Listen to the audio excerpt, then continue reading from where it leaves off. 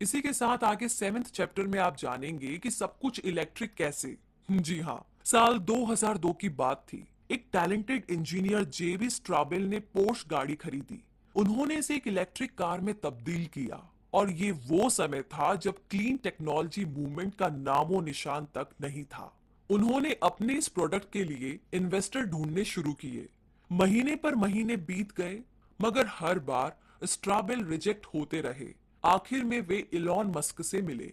तो इलॉन को electric car का आइडिया काफी बढ़िया लगा। उन्होंने खुद के बनाए बैटरी और एनर्जी स्टोरेज का थॉट रखा।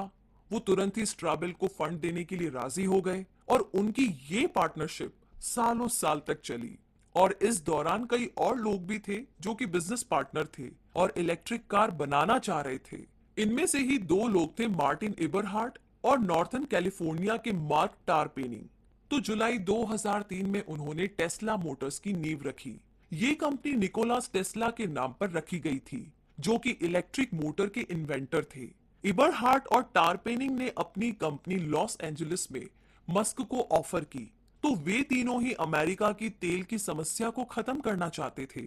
और इलॉन मस्क तो वैसे भी हमेशा से ही क्लीन और सस्टेनेबल एनर्जी के फेवर में थे।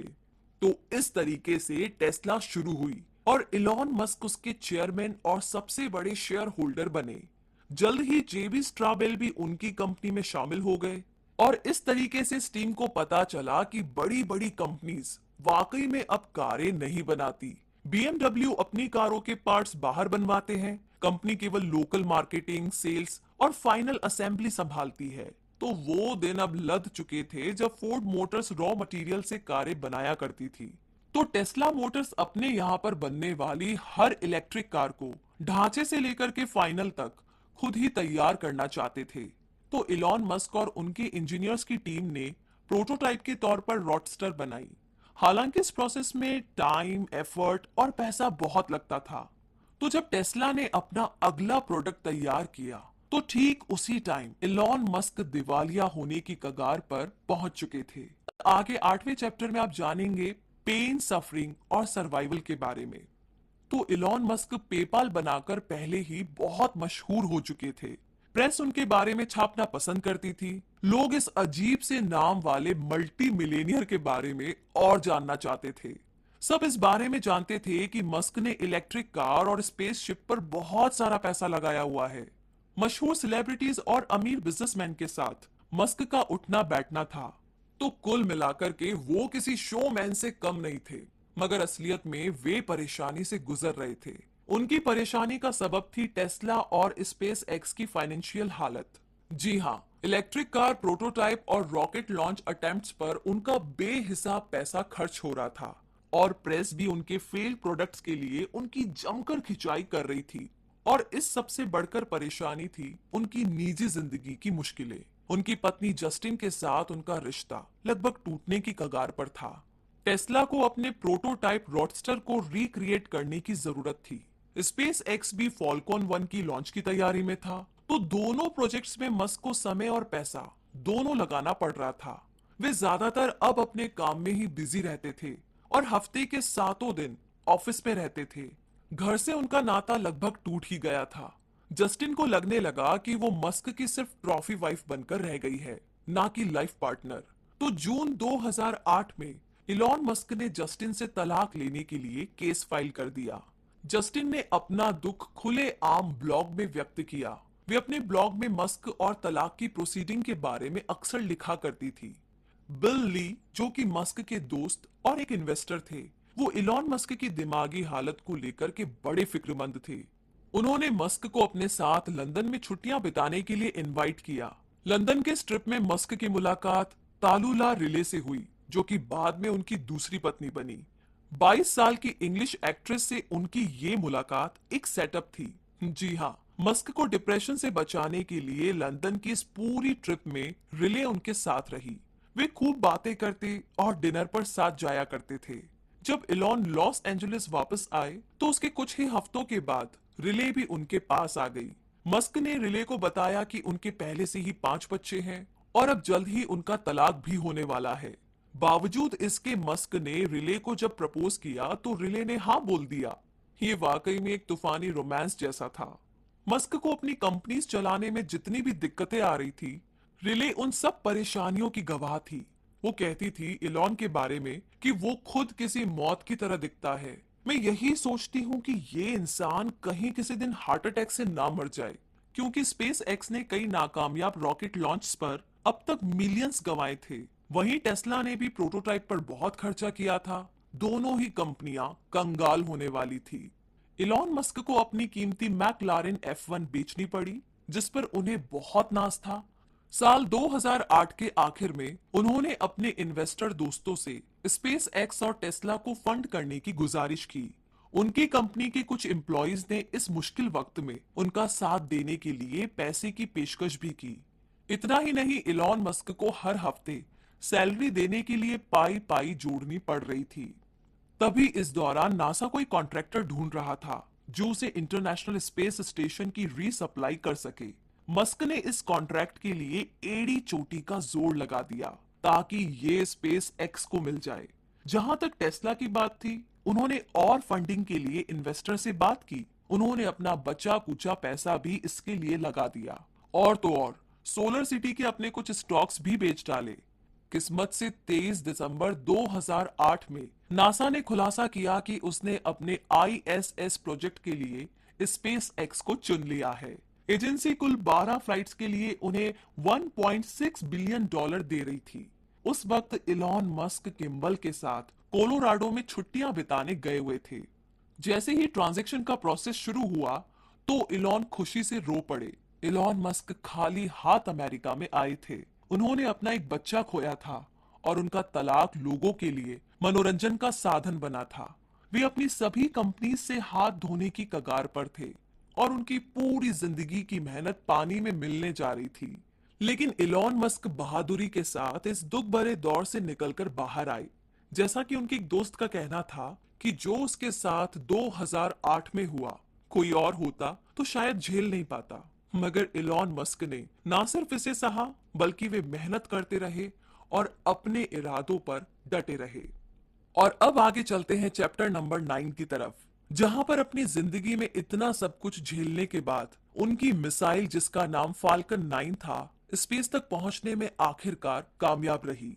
ये अलग अलग देशों और कंपनीज के लिए सैटेलाइट लेकर के स्पेस में जाता था। ये रॉकेट ISS को सप्लाई डिलीवर करता था। फाल्कन 1 के बाद से ही मस्क ने परफेक्ट रॉकेट शिप बनाने में काफी पैसे खर्च किए थे। सालों तक उनके इंजीनियर्स ने कोशिश की, मगर हर बार फेल होते रहे। आज स्पेस एक्स महीने में एक रॉकेट लॉन्च करता है। अपने लोकल और इंटरनेशनल कॉम्पिटिटर्स को पछाड़कर ये मैदान में डटा हुआ है। बाकी कंपनीज बाहर से मंगाई गई सप्लाईज पर निर्भर रहती है, लेकिन स्पेस एक्स पूरा रॉकेट खुद ही तैयार करता है। इसके अलावा एरोनॉटिक्स इंडस्ट्री में उनकी रॉकेट कीमत भी काफी कम है। इलॉन मस्क और उनकी इंजीनियर्स की टीम हमेशा ही स्पेस एक्स को और बेहतर बनाने के लिए नए तरीकों की तलाश में रहते हैं। उनके बनाए रॉकेट रीयूजेबल हैं, वे धरती पर लौट सकते हैं। इंजीनियर्स ने उन्हें ऐसा बनाया है कि वो खुद ब खुद वापस लॉन्च पैड पर लौट आते हैं। स्पेस एक्स इतना सक्सेसफुल इसलिए है क्योंकि मस्क बहुत मेहनत करते हैं और छोटी से छोटी चीज पर भी ना उनका पूरा ध्यान रहता है।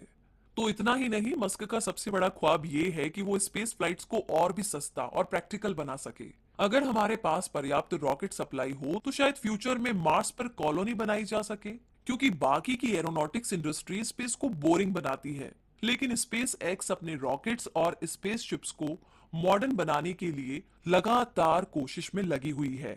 इलॉन मस्क साइंस फिक्शन को हकीकत में तब्दील करने की नई नई कोशिशों में जुटे हुए हैं। आगे चैप्टर नंबर 10 में अब जानेंगे इलेक्ट्रिक कार का बदला।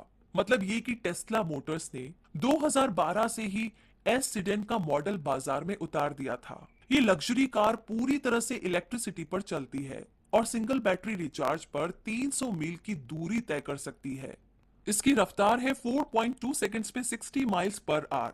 इसमें 2 ट्रंक है, उसकी सीट कैपेसिटी 7 लोगों की है और ऑयल कारों में इस्तेमाल होने वाले इंजन और मशीनरी के बगैर मॉडल एस लगभग बिना किसी शोर के चलती है। इसमें सिर्फ एक ही बैटरी पैक है। इसके पिछले हिस्से में एक इलेक्ट्रिक मोटर लगी है और मॉडल एस बाकी लग्जरी सेडान गाड़ियों से हर मामले में आगे है। इस कार के अंदर एक 17 इंच की टच स्क्रीन है जहां से ड्राइवर कार के सभी कंट्रोल्स जैसे कि स्टीरियो, वॉल्यूम एडजस्टिंग या एयर कंडीशन वगैरह कंट्रोल कर सकता है। इसमें नेविगेशन और म्यूजिक स्ट्रीमिंग के लिए एक इंटरनेट कनेक्शन भी मौजूद है। इसीलिए तो मॉडल एस को जगह घेरने वाली भारी भरकम डैशबोर्ड की जरूरत नहीं पड़ती। इसे चलाने वाले को किसी भी चाबी या इग्निशन बटन की जरूरत नहीं है। इसमें बैठते ही इसका सेंसर ड्राइवर का वजन डिटेक्ट कर लेता है और कार खुद ही स्टार्ट हो जाती है। इसके अलावा मॉडल एस को हाईवे के किनारे बने किसी भी सोलर पावर स्टेशन पर फ्री रिचार्ज किया जा सकता है। ड्राइवर सीधा जाकर के मॉडल एस के स्टोर्स में जाकर इसे खरीद सकता है या ऑनलाइन भी ऑर्डर कर सकता है। किसी भी सूरत में इलेक्ट्रिक कार सीधे आपके घर या ऑफिस या जहां पर आप चाहे वहां डिलीवर कर दी जाएगी, क्योंकि इसे ट्यून अप या ऑयल चेंज की जरूरत नहीं पड़ती। और मॉडल एस की मेंटेनेंस भी काफी कम है, मगर कभी रिपेयर की जरूरत पड़े तो टेस्ला के इंजीनियर आकर के इसे खुद लेकर जाएंगे। टेस्ला ने एक स्मार्टफोन ऐप भी बनाया है जो कि मॉडल एस के साथ मिलता है। इससे आप अपनी गाड़ी की लोकेशन का पता लगा सकते हैं। इसमें सॉफ्टवेयर अपडेट करके जैसे कि फास्टर रिचार्ज, टेस्ला ने इलेक्ट्रिक कार को लगभग एक गैजेट ही बना दिया है। जैसा कि इसके पहले खरीदारों में से एक का कहना है कि इसने ट्रांसपोर्टेशन को पूरी तरीके से बदल दिया। ये पहियों पर रखा एक कंप्यूटर है। और इसी के साथ अब चैप्टर नंबर 11 यानी कि आखिरी चैप्टर में आप जानेंगे इलॉन मस्क की यूनिफाइड थ्योरी के बारे में। यानी कि राइव ब्रदर्स अपने कजन इलॉन मस्क के साथ साउथ अफ्रीका में पले बड़े थे। डॉट कॉम बबल के आने से पहले उन्होंने एवरड्रीम नाम से एक सॉफ्टवेयर कंपनी खोली थी। ये भाई अब कोई नया वेंचर ढूंढ रहे थे। मस्क ने उन्हें सलाह दी कि उन्हें सोलर एनर्जी के फील्ड में कुछ करना चाहिए। उस टाइम तक सोलर पैनल खरीदकर इंस्टॉल करना ग्राहकों के लिए काफी मुश्किल काम था और इस बात की भी कोई गारंटी नहीं थी कि घर की छतों पर लगे सोलर पैनल को पर्याप्त सूरज की रोशनी मिलेगी। तो राइव भाइयों ने 2006 में सोलर सिटी की शुरुआत की। कंपनी के पास ऐसा सॉफ्टवेयर था जिससे पता चल सकता था कि सोलर एनर्जी सोर्स किसी भी जगह के लिए कंपैटिबल है कि नहीं। सोलर पैनल इंस्टॉल करने के लिए सोलर सिटी के पास एम्प्लॉयज की एक टीम भी थी। इसके अलावा पैनल्स को मंथली फिक्स रेट के हिसाब से किराए पर लिया जा सकता था। तो मस्क इस सोलर सिटी के सबसे बड़े शेयर होल्डर थे, जिनके पास कंपनी का 30% हिस्सा था। 6 साल के बाद सोलर सिटी यूएस की सबसे बड़ी सोलर इंस्टॉलर बन गई। घरेलू इंस्टॉलेशन से शुरुआत करके ये अपनी सर्विसेज अब बड़ी बड़ी कंपनीज जैसे कि वॉलमार्ट और इंटेल आदि को देते थे।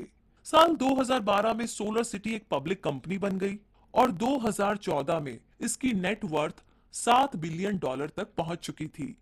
मस्क ने देखा कि सिर्फ घंटे भर की सोलर एनर्जी से दुनिया की पूरी एनर्जी डिमांड एक साल तक पूरी की जा सकती है। इसका तरीका ये था कि बैटरी पैक्स को चार्ज रखा जाए जिन्हें रात के समय और बिजली जाने पर इस्तेमाल किया जा सके।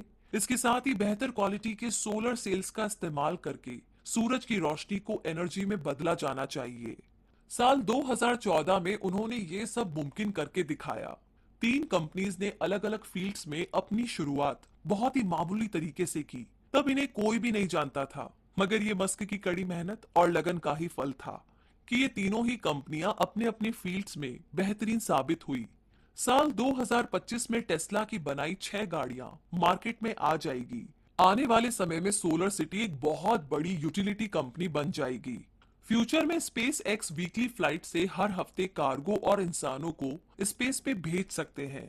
इसके रीयूजेबल रॉकेट्स मून का चक्कर काटकर धरती पर वापस ठीक उसी लोकेशन पर लौट आया करेंगे जहां से लॉन्च हुए थे। और मून के बाद स्पेस एक्स की अगली मंजिल होगी मार्स। जी हाँ, इलॉन मस्क की यूनिफाइड फील्ड थ्योरी ये है कि उनकी सभी कंपनीज एक दूसरे से रिलेटेड है।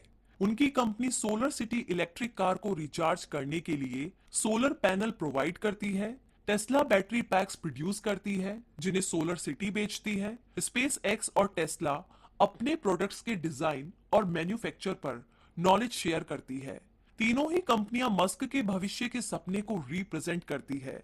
वे इंसानियत के लिए ऐसी एनर्जी चाहते हैं जो कभी खत्म ना हो सके, जिससे कि मानवता का विनाश होने से रोका जा सके। इलॉन मस्क के जीवन में कई मुश्किल घड़ियां आई। बचपन में उन्हें स्कूल में बहुत परेशान किया गया। उनके पिता के साथ उनका रिश्ता खटास भरा रहा। अपने पहले बच्चे की मौत का सदमा उन्हें झेलना पड़ा और उनकी पहली शादी भी टिक नहीं पाई। तो इस तरीके से उन्होंने ज्यादातर खोया ही था। उनकी कंपनी बर्बाद होते होते बची थी। प्रेस उनकी निजी जिंदगी और नाकामी को लेकर हमेशा उन्हें बदनाम करता रहा। लेकिन इन सब के बावजूद इलॉन मस्क ने हार कभी नहीं मानी। वो अपने रास्ते पर चलते रहे और अपने सपने को पूरा करने की कोशिश में लगे रहे। इलॉन मस्क वीकेंड्स पर भी काम करते थे और यही वो अपने एम्प्लॉयज से भी चाहते थे। एक ऐसा समय भी आया जब वो तलाक के बाद जस्टिन के साथ साउथ अफ्रीका घूमने गए। वहां उन्हें मलेरिया हो गया और उन्हें 10 दिन तक आईसीयू में रहना पड़ा था। इस बारे में मस्क ने कहा कि मैं मरते मरते बचा हूं। छुट्टियों के बारे में मेरा यही विचार है कि छुट्टियां जानलेवा हो सकती है। तो इसी के साथ दोस्तों इलॉन मस्क की ये बायोग्राफी यहीं पर समाप्त होती है। एंड आई होप कि आपको शुरुआत के उन सारे सवालों का जवाब मिल गया होगा। तो अब आप भी डिसाइड कर सकते हैं कि अगर इलॉन मस्क इतना कुछ सहकर इतना कुछ कर सकते हैं और इवन अभी भी कर रहे हैं, रुकने का नाम नहीं ले रहे हैं, और आई एम श्योर कि जब तक